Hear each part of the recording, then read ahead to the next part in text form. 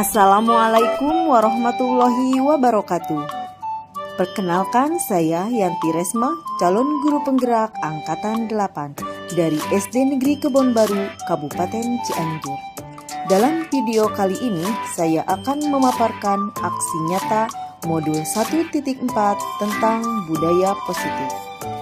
Sebelumnya, saya mengucapkan terima kasih kepada fasilitator Ibu Dwi Kartini MPD dan pengajar praktik saya Bapak Ade Hermawan SPD.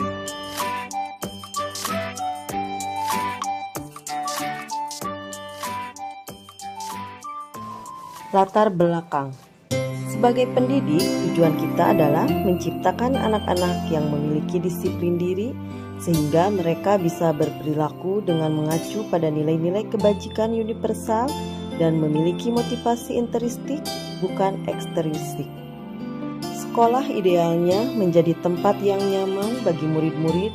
Hal ini sejalan dengan filosofi Ki Hajar Dewantara, yaitu pembelajaran di sekolah dapat dibangun dengan membawa murid memperoleh kebahagiaan setinggi-tingginya melalui merdeka belajar.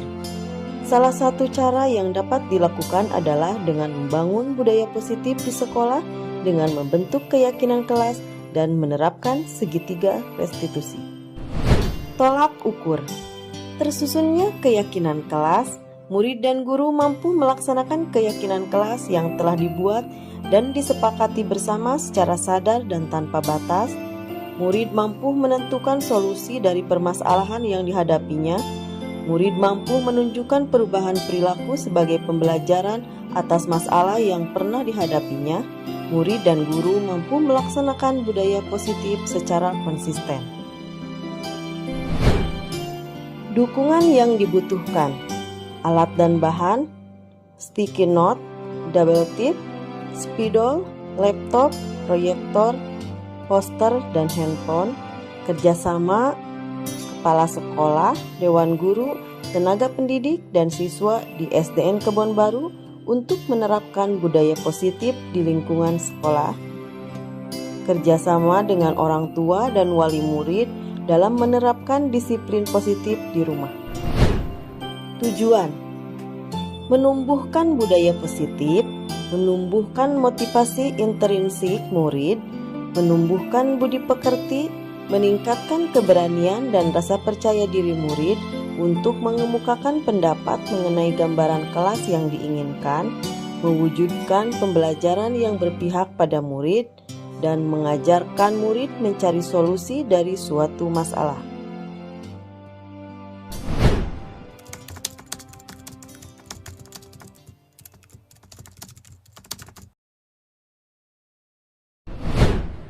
Assalamualaikum warahmatullahi wabarakatuh. Waalaikumsalam warahmatullahi wabarakatuh. Rabbi shrahli sadri wa yassirli amri wahlul 'uqdatam min lisani yafqahu qawli. Asyhadu an la ilaha illallah wa asyhadu anna Muhammadar Rasulullah. Bapak Ibu Dewan Guru yang SDN Kebon Baru yang saya hormati. Pertama-tama marilah kita panjatkan puja kepada Yang Maha Kuasa, puji kepada Yang Maha Suci, dan syukur kepada Yang Maha Gofur. Alhamdulillah pada hari ini kita bisa berkumpul di sini di ruangan guru SDN Kebon Baru dalam rangka penyebaran pemahaman, pengalaman, dan penerapan budaya positif. Ini merupakan rangkaian suatu kegiatan guru penggerak. Saya sebagai calon guru penggerak di Angkatan 8 dari SD Negeri Kebon Baru, Kabupaten Cianjur. Kali ini saya ingin diseminasi kepada Bapak dan Ibu guru tentang materi yang saya sudah pelajari selama saya mengikuti pendidikan guru penggerak. Ini adalah materi budaya positif pada modul 1.4. Bapak dan Ibu guru semuanya, saya mengucapkan terima kasih atas kehadirannya Bapak dan Ibu guru semua yang sudah memenuhi undangan saya untuk hadir di sini. Saat ini saya ingin memperkenalkan, saya didampingi oleh fasilitator yaitu Ibu Dwi Kartini MP MPD dan pengajar praktik saya yaitu Bapak Ade Hermawan SP dan saya sendiri calon guru penggerak angkatan 8 yaitu Yanti Resma. Nah itu Bapak dan Ibu guru. Selanjutnya saya mengucapkan selamat datang kepada Bapak dan Ibu guru hebat. Mari kita belajar bersama, berkolaborasi, saling mendukung demi terwujudnya disiplin positif di sekolah kita tercinta yaitu SDN Kebon Baru. Bapak dan Ibu, sekarang saya ingin menjelaskan tentang konsep inti dari modul budaya positif. Nah, pada modul budaya positif ini ada beberapa poin, yaitu yang pertama perubahan paradigma belajar, yang kedua disiplin positif, yang ketiga nilai-nilai kebajikan dan motivasi perilaku manusia, posisi kontrol guru, keyakinan kelas, posisi kontrol restitusi, dan segitiga restitusi. Ini merupakan suatu modul di pendidikan guru penggerak pada modul budaya positif. Nah, sebelumnya saya ingin bertanya terlebih dahulu, Bapak Ibu mungkin sudah mendengar ya, apa itu budaya positif? Ada yang bisa menjelaskan apa yang Bapak Ibu ketahui tentang budaya positif? Silakan. Ya, Pak Bambang. Oke. Oh ya, silakan Pak Bambang. Apa itu budaya positif? Budaya positif itu adalah akal budi yang baik. Nah itu pada dasarnya itu budaya positif itu. Kalau secara lebih terperinci lagi itu pembiasaan yang positif, yang baik dalam bidang kegiatan belajar mengajar atau yang diterapkan di sekolah. Ya, terima kasih kepada Pak Bambang yang sudah menjawab apa itu budaya positif. Ya, betul sekali, budaya positif itu adalah suatu kebiasaan yang sering kita lakukan. Nah, Bapak dan Ibu guru, budaya positif itu dapat menumbuh kembangkan setiap sikap ya, menumbuh kembangkan sikap, gotong royong, dan mampu melakukan kegiatan secara bersama-sama sehingga terciptanya kolaborasi yang baik antara warga sekolah. Nah, itu adalah budaya positif yang kita terapkan di sekolah. Dengan adanya budaya positif itu juga kita memiliki rasa peduli satu sama lain dan juga bisa memiliki rasa mandiri pada diri siswa maupun kita sebagai seorang pendidik ya. Nah, Bapak dan Ibu guru, budaya positif di sekolah itu akan menjadikan suatu kebiasaan, dan kebiasaan di sini yang disepakati oleh bersama dan dijalankan juga dalam waktu yang lama. Jadi tidak terbatas waktunya ya, yang terus menerus, dan itu dilakukan secara terbiasa. Nah, Bapak dan Ibu guru, jika nilai-nilai kebiasaan positif ini sudah kita terapkan atau sudah kita budayakan, maka nilai-nilai karakter yang akan diterapkan, yang akan diharapkan kepada anak adalah akan terbentuknya murid-murid yang berkarakter ya Bapak dan Ibu guru. Jadi kita harus selalu membiasakan murid-murid kita itu dengan budaya-budaya positif yang baik gitu ya di sekolah. Seperti di SDN Kebon Baru kita sudah menanamkan budaya positif sholat duha bersama atau 5S, salam, senyum, sapa, sopan dan santun, itu selalu kita laksanakan. Dan juga kebiasaan-kebiasaan sebelum dan sesudah belajar kita melakukan doa gitu ya, itu adalah merupakan suatu kebiasaan-kebiasaan. Seperti membuang sampah pada tempatnya, itu adalah suatu budaya positif juga. Terus gotong royong, ada dalam budaya positif itu juga gotong royong ada ya. Seperti kita anak-anak itu melakukan piket, nah kita tanamkan gotong royong kepada anak-anak, itu merupakan suatu budaya positif juga untuk anak-anak kita ya. Itu mungkin ya tentang budaya positif. Nah, sekarang di sini ada pembelajaran dengan paradigma baru. Bapak Ibu pernah mendengar apa itu paradigma baru? Coba ada yang tahu apa itu paradigma baru? Paradigma itu kalau istilah Kamus Bahasa Indonesia itu adalah keyakinan, ya. Betul. Keyakinan yang baik yang akan diterapkan. Iya, betul. Nah, pembelajaran dengan paradigma baru adalah pembelajaran dengan paradigma itu merupakan pembelajaran dirancang berdasarkan prinsip pembelajaran berdiferensiasi sesuai dengan kebutuhan siswa berdasarkan tahap modern untuk mewujudkan profil pelajar Pancasila.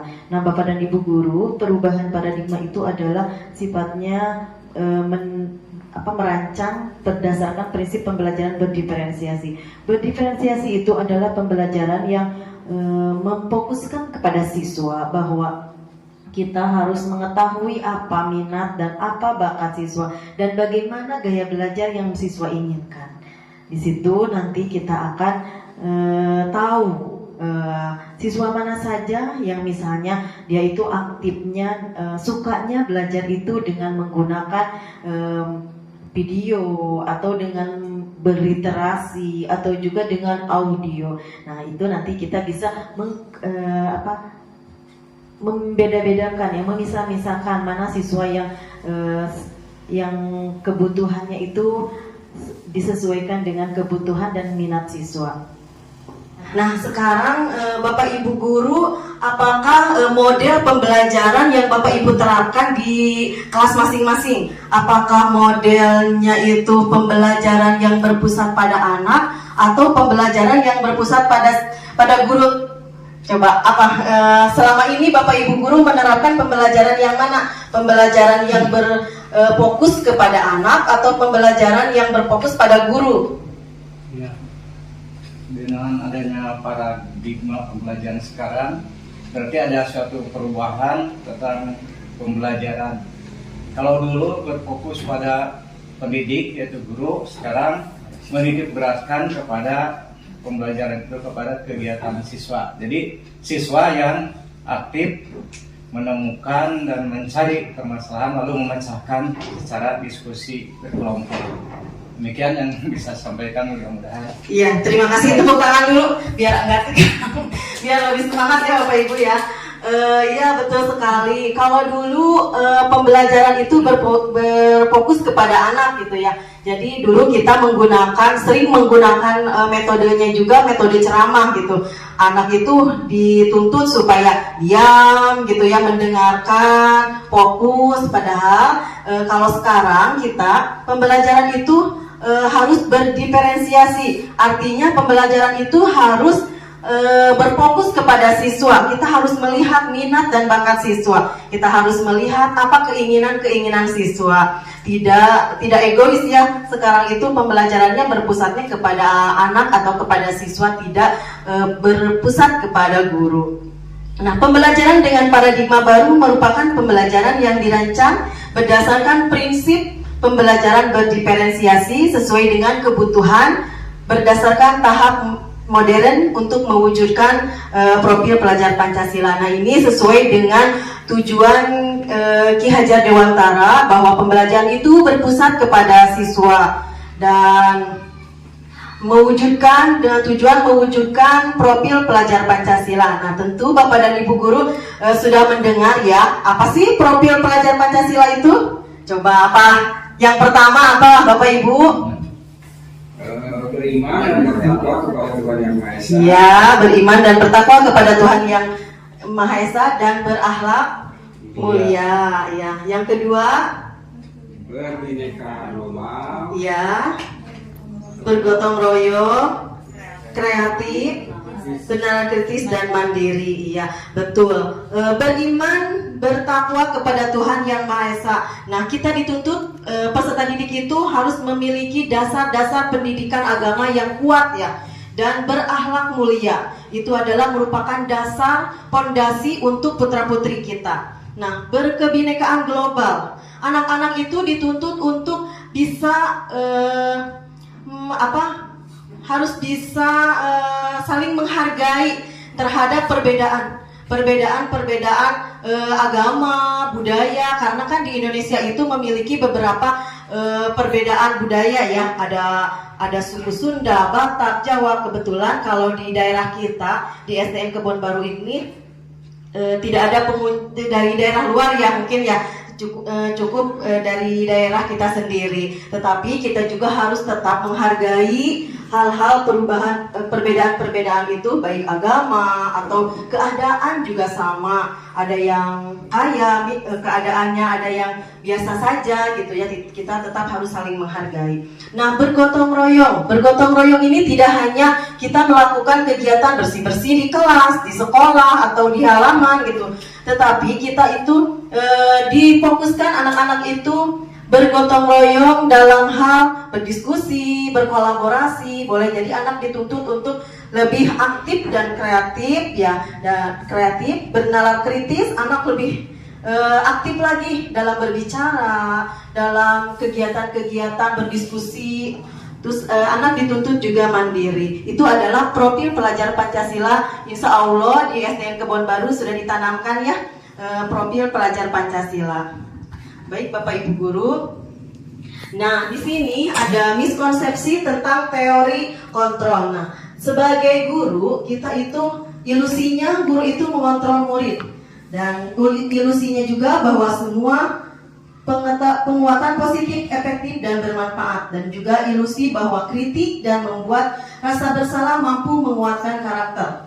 Ilusi bahwa orang dewasa berhak memaksa. Tetapi tidak bisa seperti itu ya Bapak Ibu. Karena kita itu dituntut anak itu memiliki kebebasan, memiliki rasa disiplinnya yang kuat itu dari dirinya sendiri, bukan dari orang lain. Kita tidak bisa memaksa anak itu harus mengikuti apa yang kita mau gitu, tetapi kita justru harus mengikuti apa yang anak mau gitu. Tapi kita mengarahkan dan guru itu harus mengontrol muridnya.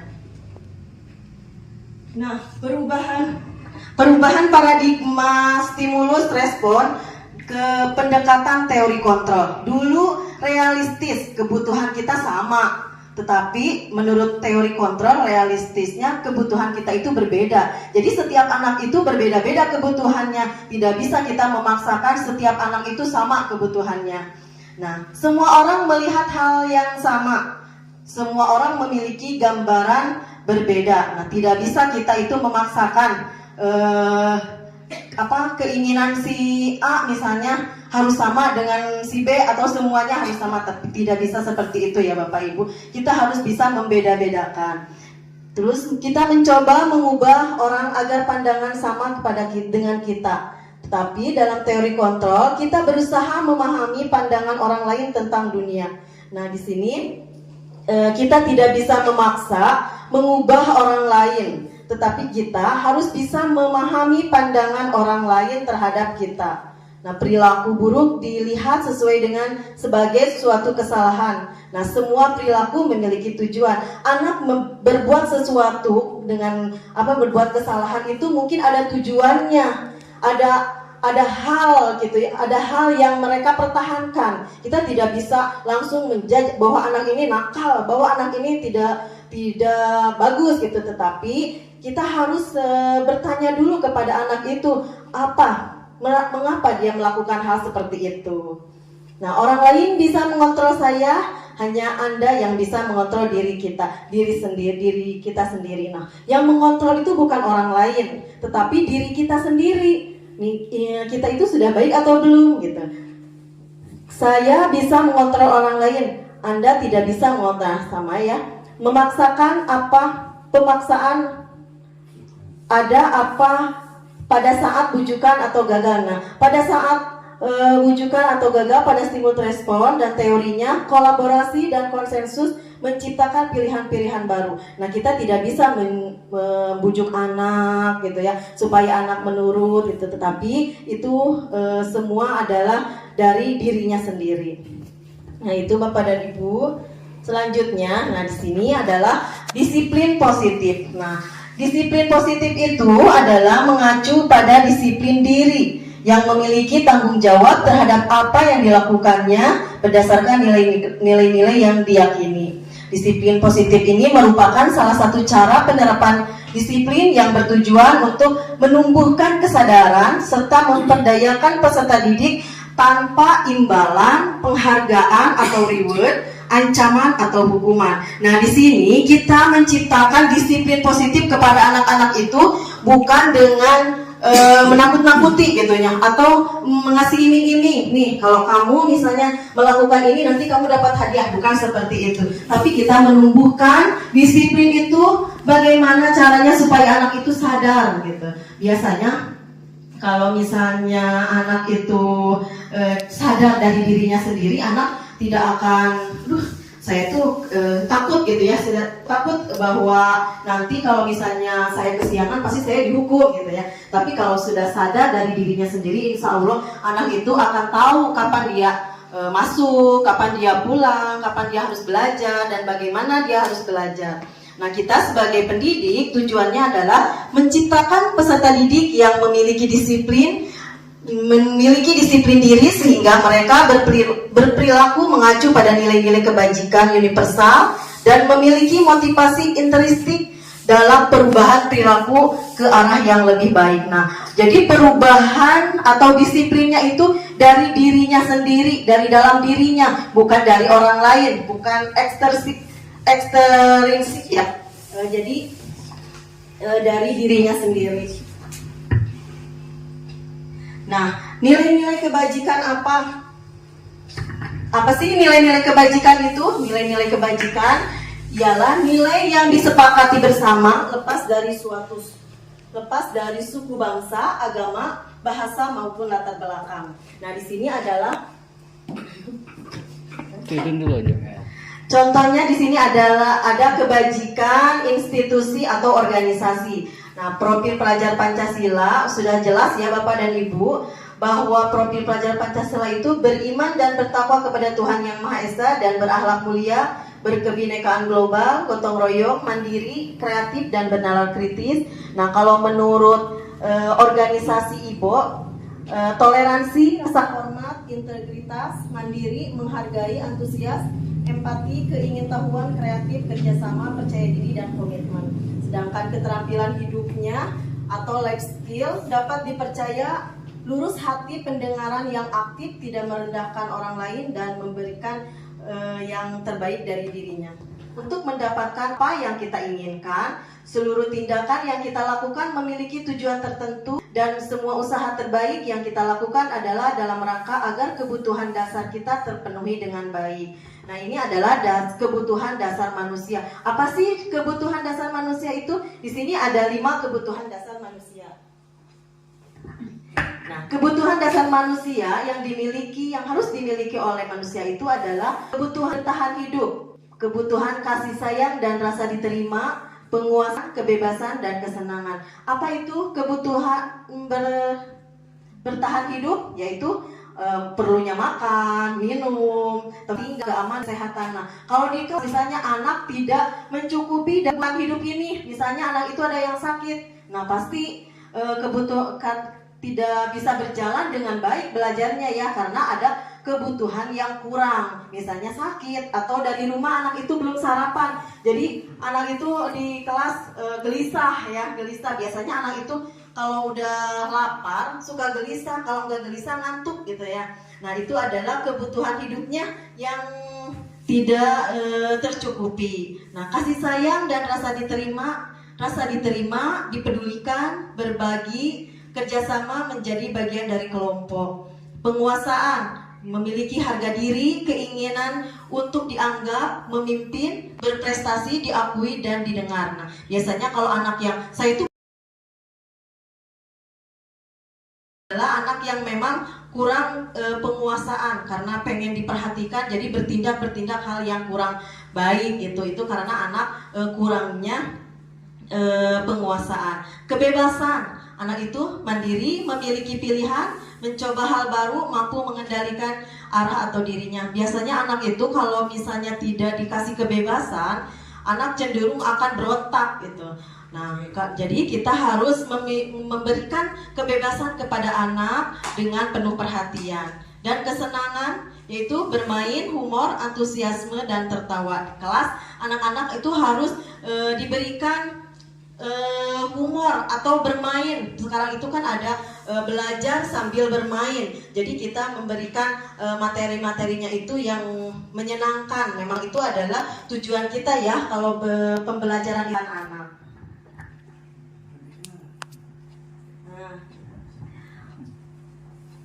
Dari kelima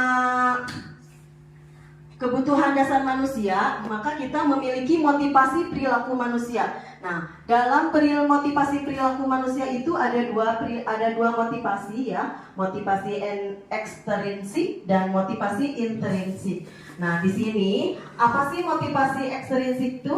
Adalah untuk menghindari ketidaknyamanan atau hukuman atau untuk mendapatkan imbalan atau penghargaan dari orang lain. Nah, ini motivasi ini yang kedua ini adalah motivasi yang dari luar, bukan dari dirinya sendiri. Ya, cenderung nanti dia akan mengharapkan penghargaan, melakukan sesuatu itu karena dia itu mengharapkan imbalan, karena mengharapkan penghargaan, bukan menjadi suatu kebiasaan atau disiplin gitu ya. Tetapi karena ada embel-embelnya gitu ya. Terus dia menghindari ketidaknyamanan atau hukuman. Saya itu takut kesiangan karena saya takut dihukum gitu. Itu adalah motivasinya yang dari luar. Nah, kalau misalnya motivasi yang ada pada dirinya yaitu menjadi orang yang mereka inginkan dan menghargai diri sendiri dengan nilai-nilai yang mereka percaya. Nah, saya itu harus disiplin karena memang ini adalah kebiasaan saya, karena emang ini ada tuntutan saya gitu. Jadi sudah terbiasa anak melakukan hal-hal yang baik tanpa adanya imbalan, tanpa adanya takut atau ancaman dari bapak dan ibu guru gitu. Nah, dalam hukuman biasanya anak itu tidak terencana ya, secara tiba-tiba. Murid tidak tahu yang akan terjadi atau tidak dilibatkan, bersifat satu arah dan berupa hukuman fisik atau psikis. Misalnya hukuman itu diberikan kepada anak yang terlambat sekolah, misalnya terlambat masuk.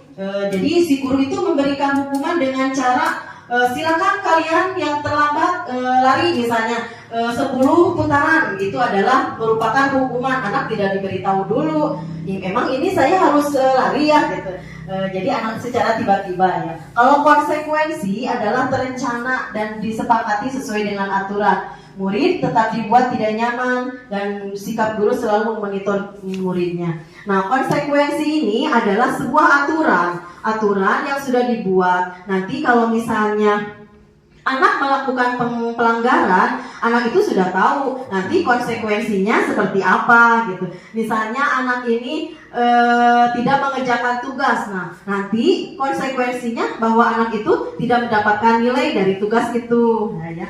Dan yang terakhir adalah restitusi. Mungkin bapak dan ibu guru baru mendengar ya restitusi, dan saya juga baru mendengar kata restitusi. Dan setelah saya mengikuti pendidikan guru penggerak ini, saya baru tahu oh ternyata ada restitusi. Restitusi itu proses menciptakan kondisi bagi murid untuk memperbaiki kesalahan. Proses kolaboratif yang mengajarkan murid untuk mencari solusi sendiri. Nah, di sini murid itu dituntut untuk guru itu dituntut untuk bisa berkomunikasi dengan murid. Jadi tidak menyalahkan bahwa itu udah menjadi kesalahan kamu gitu, tidak. Tetapi murid itu kita diajak berbicara, diajak ngobrol gitu, apa yang sudah kalian membuat kesalahan, kenapa gitu. Lebih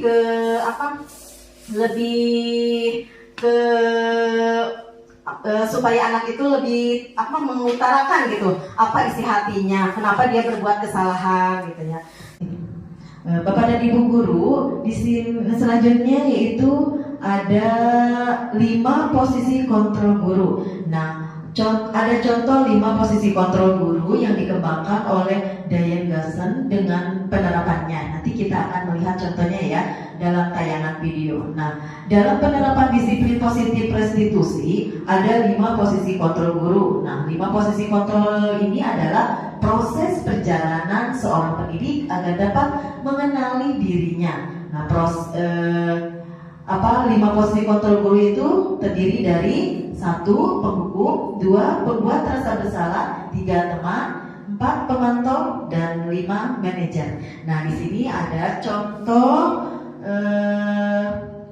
penerapan 5 posisi kontrol guru. Nah, di sini ada kasus ya, ada kasus siswa yang tidak memakai atribut dengan lengkap saat upacara bendera. Nah, dalam posisi penghukum, seolah-olah guru itu menghadik dan menunjuk-nunjuk, juga menyakiti dan menyindir. Nah, dan bisa juga berupa hukuman psikis atau psikis. Nah, dampak dari posisi penghukum bagi anak akan membentuk dan menyimpan dendam dalam dirinya, dan juga dia itu nanti tidak akan menyukai pada guru tersebut dan juga tidak menyukai pada kegiatan-kegiatan yang dia ampu. Nah, itu adalah posisi kontrol sebagai penghukum. Ini contohnya adalah coba hormat pada bendera selama 1 jam dengan kata-kata yang seperti menghardik gitu, yang dilontarkan seorang guru kepada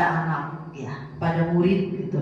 Nah, selanjutnya yaitu posisi pembuat rasa bersalah. Nah, ini adalah contoh kata-katanya. Berapa kali ibu dan bapak harus memberitahu kamu selalu saja mengecewakan ibu dan bapak. Nah, pada posisi kontrol rasa bersalah, suara cenderung membuat melambang, tenang, namun kata-katanya menyakitkan murid. Nah, dampak dari pembuat rasa bersalah ini, murid akan merasa dia bersalah dan akan menyimpan emosi negatif pada dirinya. Itu adalah posisi kontrol guru sebagai pembuat rasa bersalah. Nah, selanjutnya yaitu posisi kontrol sebagai teman. Nah, posisi kontrol sebagai teman, guru akan suara guru itu ramah ya, suara guru itu ramah. Ini contohnya, ayo dong ikuti aturan sekolah, tolong bantu ibu atau bapak sekali ini. Ya sudah, kamu tidak apa-apa, lain kali tidak usah berbuat ini lagi ya. Nah, itu adalah kata-kata yang dilontarkan seorang guru dengan suara ramah, namun cenderung bersenda gurau untuk menghangatkan suasana. Itu adalah kata-kata yang diucapkan atau dilontarkan oleh guru.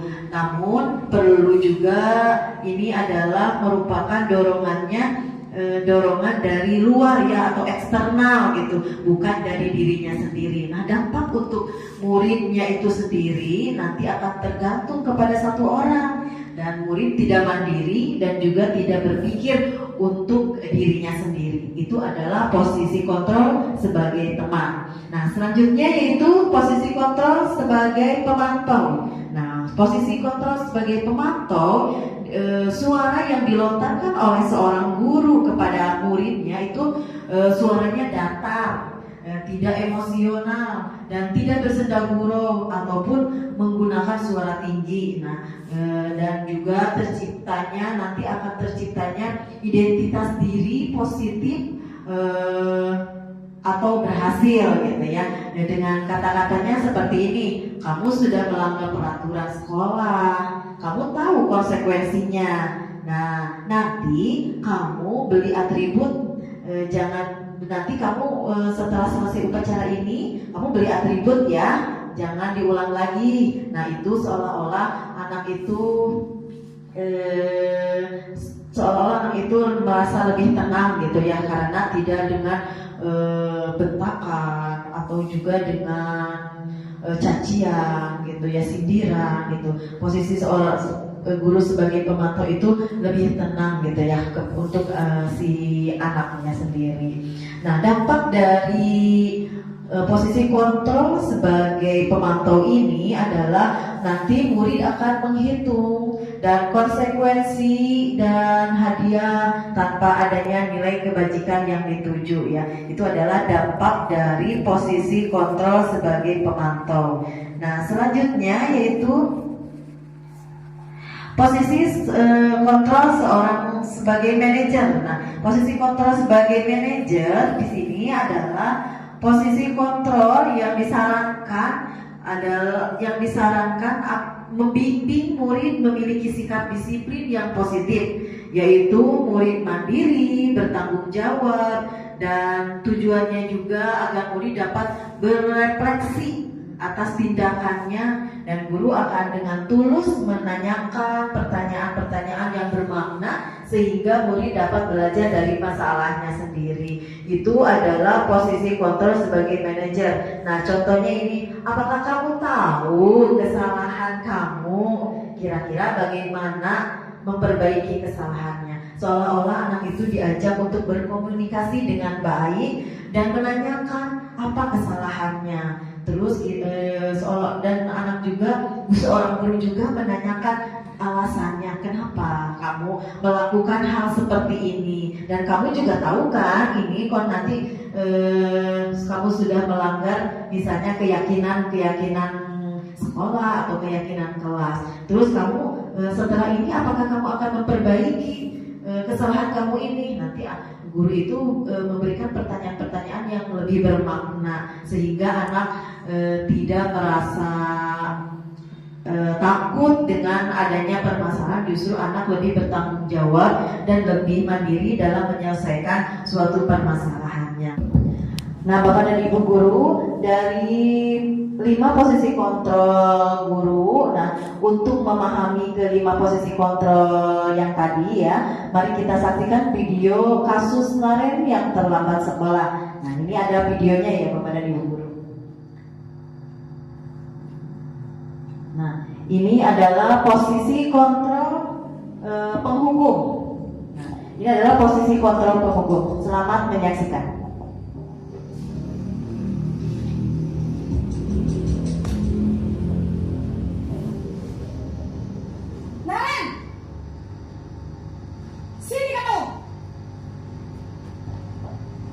Selamat pagi, Bu. Selalu terlambat. Kamu deh, pasti terlambat. Maaf, Bu. Saya... Apa? Apa coba? Alasan kamu apa lagi? Kapan sih kamu tidak terlambat? Malas sekali ya kamu jadi anak. Saya...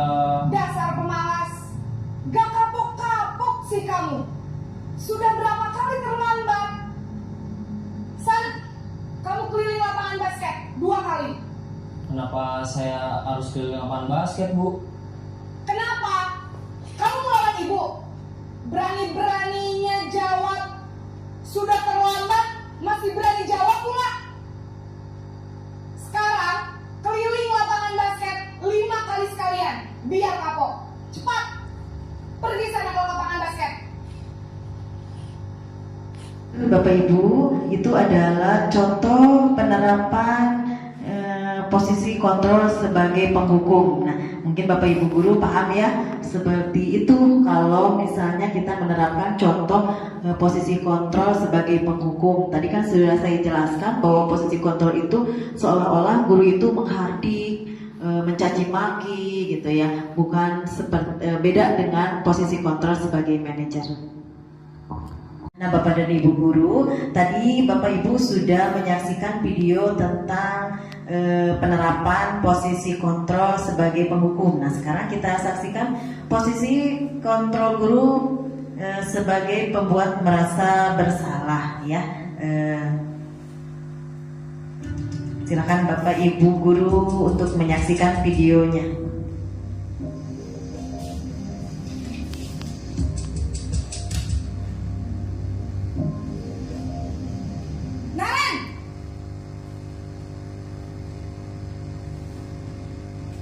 Selamat pagi, Bu. Naren, kamu kenapa terlambat lagi, nak? Ya Tuhan, Naren, kamu senang ya bikin ibu susah ya? Kalau kamu terlambat lagi, nanti ibu yang ditegur bapak kepala sekolah, nak. Disangka ibu tidak bisa membimbing kamu. Duh, gimana ini? Maaf, Bu. Duh, Gusti Naren, kamu suka ya kalau ibu ditegur bapak kepala sekolah? Terus, sekarang ibu harus tulis apa yang di buku absen? Ini kamu sudah sering terlambat loh. Ibu harus apa coba? Maaf, Bu. Maaf sekali.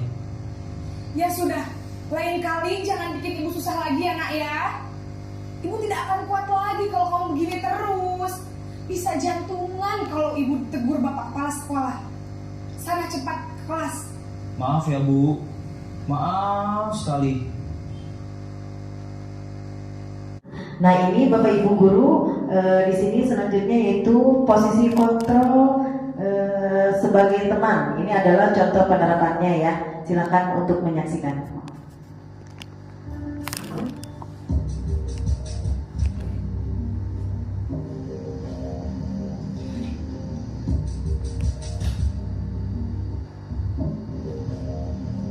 Naren,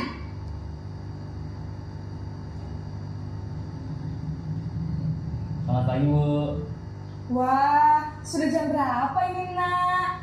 Terlambat lagi ya sayang.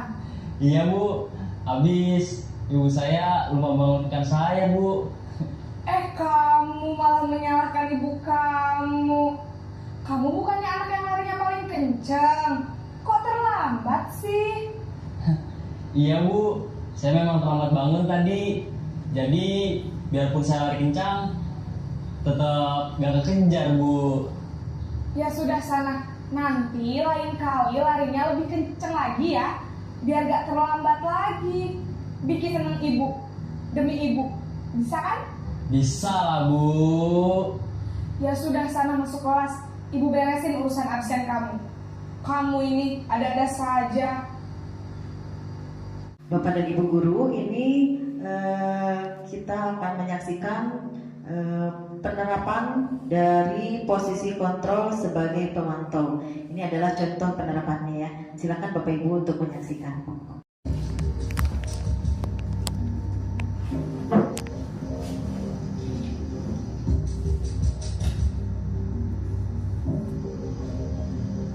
Naren!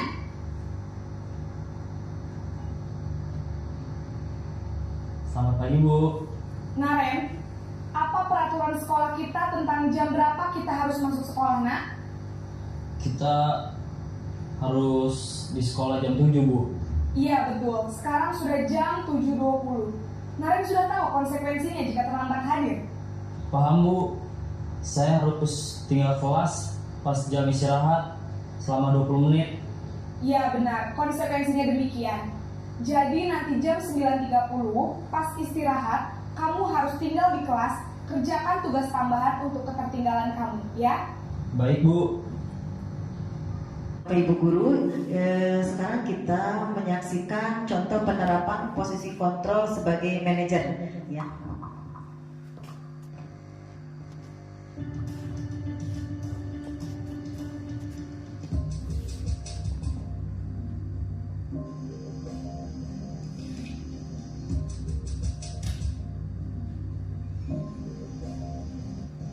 Naren!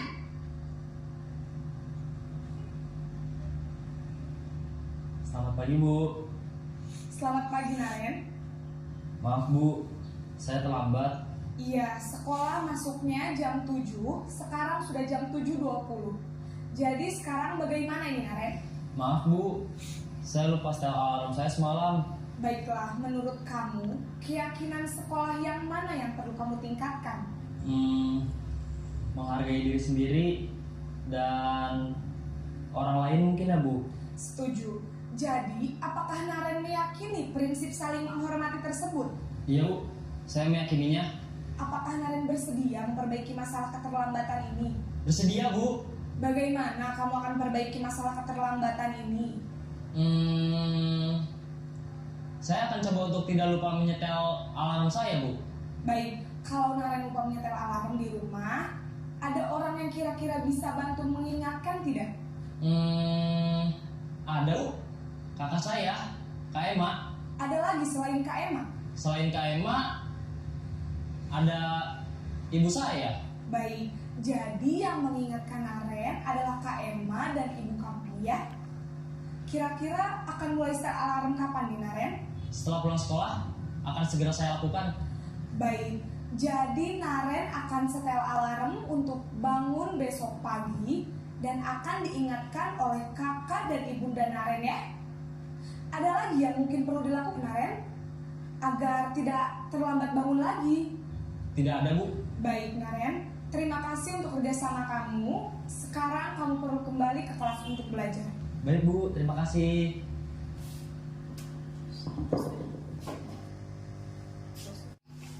Nah, Bapak Ibu Guru sudah pernah melakukan posisi kontrol sebagai manajer atau belum? Sudah, ya bagus sekali. Alhamdulillah di SDN Kebon Baru ini memang sudah menerapkan paradigma perubahannya betul-betul ya. Alhamdulillah ya, semoga SDN Kebon Baru ini lebih unggul lagi, lebih bagus lagi ya. Dan jadi bisa ada perubahan-perubahan yang ke arah yang lebih baik. Bapak dan Ibu Guru, selanjutnya yaitu keyakinan kelas. Di sini ada pernyataan mengapa keyakinan kelas dan mengapa bukan peraturan kelas. Nah, mengapa peraturan kelas? Kita membuat keyakinan kelas agar semua warga kelas itu bisa mengikuti peraturan-peraturan kelas sehingga nanti bisa mempertanggungjawabkan dan melaksanakan peraturan keyakinan kelas.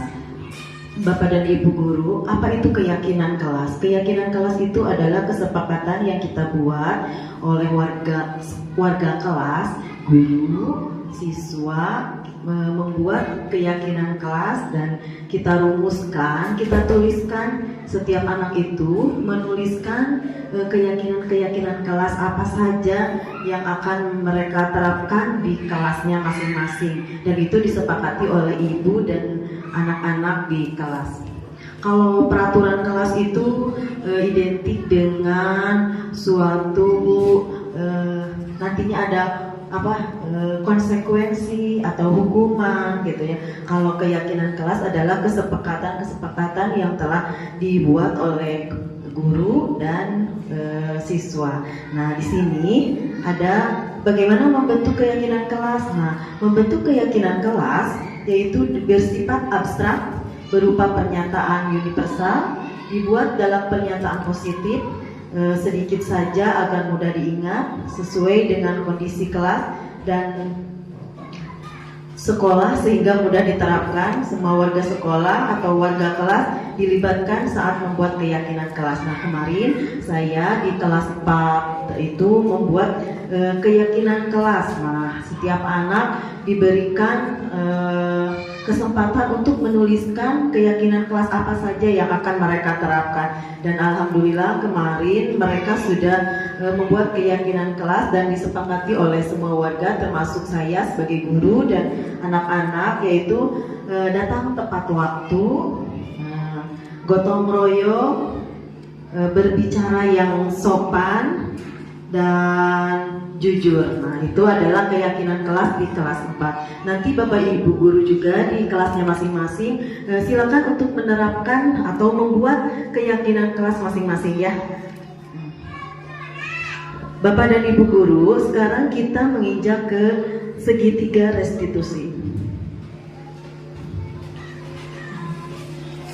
Nah, segitiga restitusi, apa itu segitiga restitusi? Segitiga restitusi adalah suatu proses dialog yang dijalankan oleh guru agar dapat menghasilkan murid yang mandiri dan bertanggung jawab. Nah, di sini ada 3 tahapan segitiga restitusi. Yang pertama, menstabilkan identitas, validasi tindakan yang salah, dan menanyakan keyakinan. Menstabilkan identitas, prinsipnya berdasarkan prinsipnya membuat kesalahan adalah bagian dari proses pembelajaran dan berperan menggeser identitas murid dari identitas gagal ke identitas sukses, dan jangan mengkritik murid yang sedang mengalami identitas gagal. Di sini ada mengajukan pertanyaan, guru mengajukan pertanyaan, pertanyaannya yaitu berbuat salah itu wajar. Nah, terus tindakan tidak ada masalah yang sempurna, dan ibu bapak guru juga pernah melakukan hal itu. Ibu bapak tidak mau mencari siapa yang salah, tapi ibu bapak ingin mencari solusi dari permasalahan ini, dan kamu berhak merasa begitu. Ini adalah ajukan pertanyaan, jadi sifatnya tidak mengintimidasi ya. Kita dalam segitiga restitusi itu menjadikan murid itu lebih nyaman walaupun dia mempunyai masalah, tetapi kita menanyakan permasalahan itu dengan hal-hal yang positif dan tidak menjadi anak itu merasa tertekan. Dan selanjutnya yaitu validasi tindakan yang salah.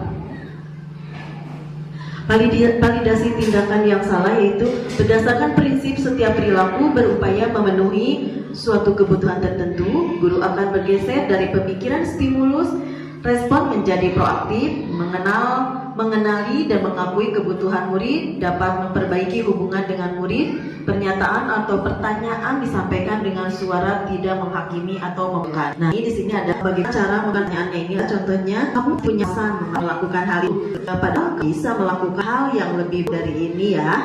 Terus, kamu patut bangga karena telah memiliki sesuatu yang penting buat kamu. Kamu melakukannya karena kamu mempertahankan sesuatu yang sangat penting bagimu. Ini adalah pertanyaan-pertanyaan yang diajukan guru kepada, contohnya ya, kepada siswa yang memiliki permasalahan. Selanjutnya yaitu menanyakan keyakinan, validasi tindakan yang salah sudah. Terus selanjutnya menanyakan keyakinan. Nah, di sini berdasarkan prinsip teori kontrol bahwa dasarnya kita termotivasi secara intrinsik. Nah, saat perilaku setelah validasi dan identifikasi sukses stabil, maka murid telah siap mengaitkan keyakinan dengan tindakan yang salah. Nah, kita mengajukan pertanyaan-pertanyaan yaitu apa keyakinan kita? Kita tanyakan kepada anak apa keyakinan kita dan nilai-nilai apa yang telah disepakati bersama. Terus seperti apa gambaran sebuah kelas ideal menurut kamu, dan kamu ingin menjadi orang yang seperti apa? Nanti itu adalah pertanyaan-pertanyaannya yang diajukan oleh guru untuk memecahkan permasalahan dengan menggunakan segitiga restitusi. Nah, di sini hal apa yang perlu diperhatikan dalam segitiga restitusi ini, Bapak dan Ibu guru? Perilaku yang pertama yaitu perilaku yang salah perlu dikaitkan dengan nilai-nilai atau keyakinan-keyakinan yang telah disepakati. Kesediaan orang yang melakukan kesalahan untuk memperbaiki kesalahannya, dan pemecahan masalah sebisa mungkin relevan atau memiliki hubungan dengan masalah yang ada. Perlu adanya suatu usaha perbaikannya dari pihak yang berbuat kesalahan, dan perlu didedikasikan waktu dari pihak yang berbuat kesalahan. Tanyakan kapan dan mulai memperbaiki kesalahannya. Ini adalah hal-hal yang perlu diperhatikan dalam melakukan segitiga restitusi. Dengan memahami struktur penerapan segitiga restitusi, diharapkan guru dapat menerapkan posisinya sebagai manajer ya. Di sini adalah posisi kontrol dalam segitiga restitusi itu adalah menggunakan posisi sebagai manajer dengan mengajukan pertanyaan-pertanyaan yang bermakna yang dapat membuat murid menjadi lebih percaya diri, bertanggung jawab dan mandiri. Insya Allah ya, kalau kita menggunakan segitiga restitusi dalam suatu permasalahan yang dihadapi seorang anak dengan menggunakan posisi kontrol sebagai manajer, insya Allah permasalahan akan terselesaikan dan anak juga akan merasa percaya diri yang tinggi, bertanggung jawab dan mandiri. Nah, di sini ada contoh ya, ada video contoh permasalahan menggunakan segitiga restitusi. Nah, sebentar saya akan tayangkan videonya.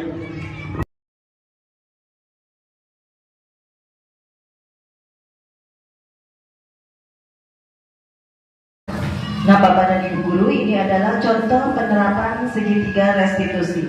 Silakan Bapak Ibu untuk menyimak videonya. Siang Sarah. Siang Pak. Sudah lama nggak ketemu Sarah. Kenapa hari ini ada di sini? Kesel Pak, kesel banget. Masa aku dikatain tukang fitnah Pak? Ya aku marah lah. Aku balik ngatain Eka di depan kelas. Kesel banget. Oh begitu. Ya pasti kamu marah dan kesal. Bapak akan marah apabila ada yang menuduh Bapak itu. Pada saat itu, kamu mau melakukan apa? Ya saya langsung ngatain Eka lah Pak. Kesel banget. Saya bentak-bentak dia depan teman-teman lain. Oh begitu.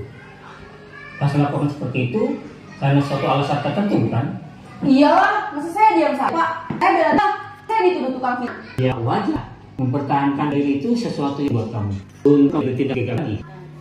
Ya, di sini masuk saja silakan. Saya beda. Pasti ya. Tapi kamu untuk tetap bertahan. Kamu memilih untuk tidak lebih lagi. Nah, coba kita orang yang minta itu tidak dengan atau tidak? Enggak lah Pak. Capek Pak jadi Pak. Dia atau mana yang sesuai dengan kamu. Ya saya bilang. Mungkin satu saya jadi tidak sikap itu. Kamu ini tidak menghargai orang lain penting buat kamu. Yakin Pak. Iya, setuju. Kita harus saling menghargai. Namun juga keyakinan yang kita sepakati yang perlu kita jalankan apabila kita sedang marah, bukan? Ya saya bisa lebih aktif dengan diri sendiri. Saya bisa jadi lebih bersabar, mengambil waktu jeda untuk berpikir mau apa selanjutnya. Kira-kira kamu bersedia memperbaiki masalah ini tidak? Bersedia Pak. Kalau kamu memperbaiki masalah ini, kamu akan menjadi orang seperti apa? Saya akan menjadi orang yang bertanggung jawab kali ya Pak. Dan senantiasa proaktif. Iya. Menurut kamu, bagaimana rasanya menjadi orang seperti itu? Ya nyaman lah. Bangga bisa bersabar dan menahan diri.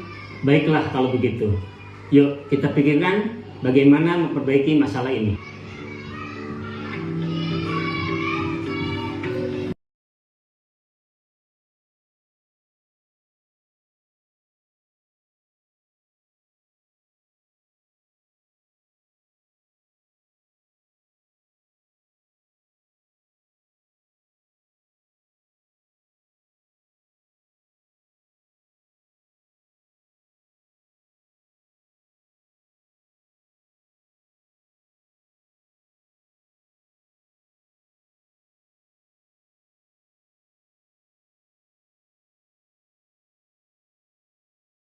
Dan Ibu Guru adalah contoh penerapan segitiga restitusi ya.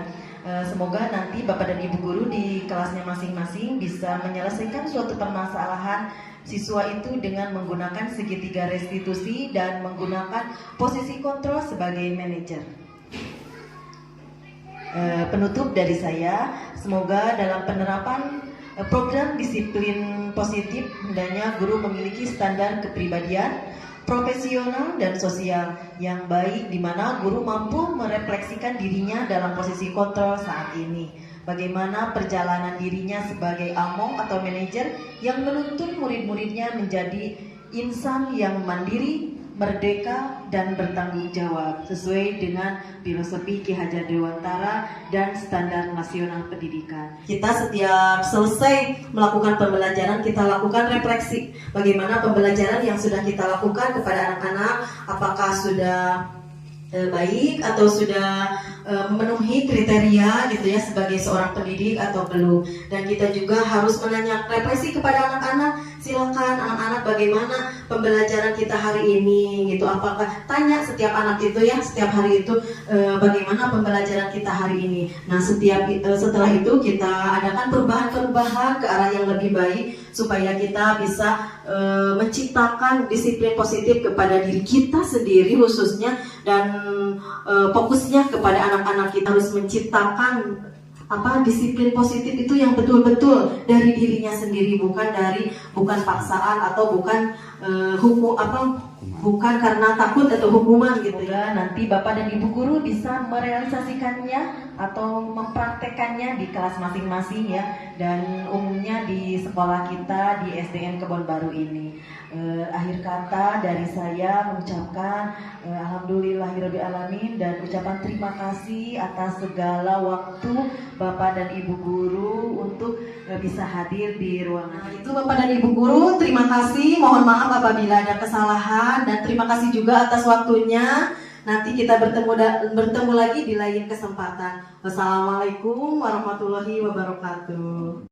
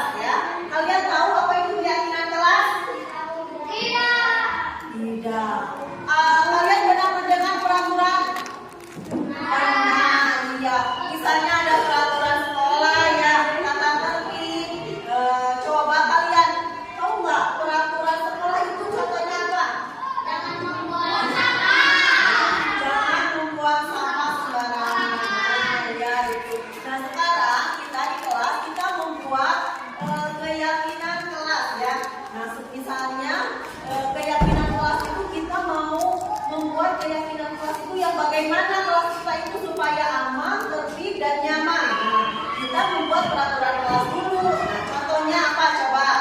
Peraturan keyakinan kelas itu misalnya apa? Ya sama dengan peraturan kelas. Namun kalau keyakinan kelas itu sifatnya kalimatnya itu positif, tidak negatif. Kalau peraturan itu kan jangan membuang sampah sembarangan. Nah, kalau di keyakinan kelas berarti apa? Menjaga kebersihan. Bisa semuanya? Bisa. Nanti satu orang kalian membuat keyakinan kelas. Tidak boleh sama, ya. Kalau sama juga tidak apa-apa, tapi harusnya jangan sama, sesuai dengan keinginan. Misalnya saya itu pengen sekolah ini bersih, berarti apa? Menjaga kebersihan. Nah, ya itu ya. Nanti ibu akan membagikan kertas sama kalian, nanti ditulis ya di kertas ini. Keyakinan kelas apa yang akan kalian tulis, silakan ya. Nih.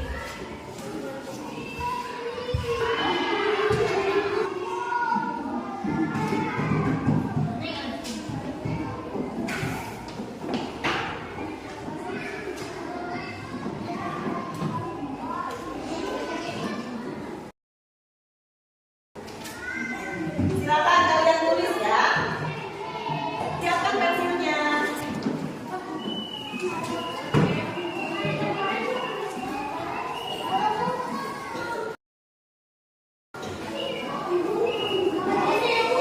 Yang lemnya di bawah itu, lemnya di atas bawah.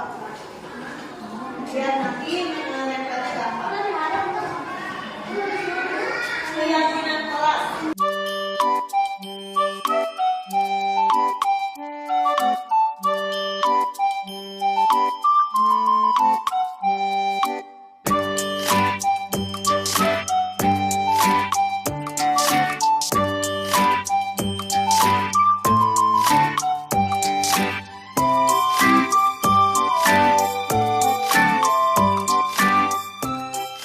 Kalau yang sudah menulis keyakinan kelasnya, silakan kalian tempelkan di sini.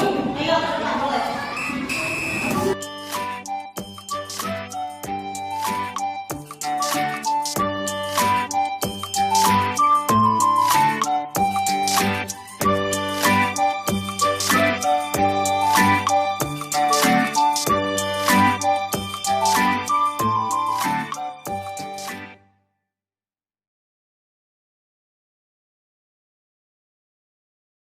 Perkenalkan, nama saya Zulfa dari kelas 4 dari SD. Perkenalkan, nama saya Fajar kelas 4 STM Kebon Baru. Saya sangat asik membuat keyakinan kelas. Ini sangat bermanfaat untuk saya dan teman-teman. Perkenalkan, nama saya Jaki kelas 4 STM Kebon Baru. Saya sangat senang bisa membuat keyakinan kelas dan ingin sangat bermanfaat agar kita bisa lebih disiplin dan bertanggung jawab.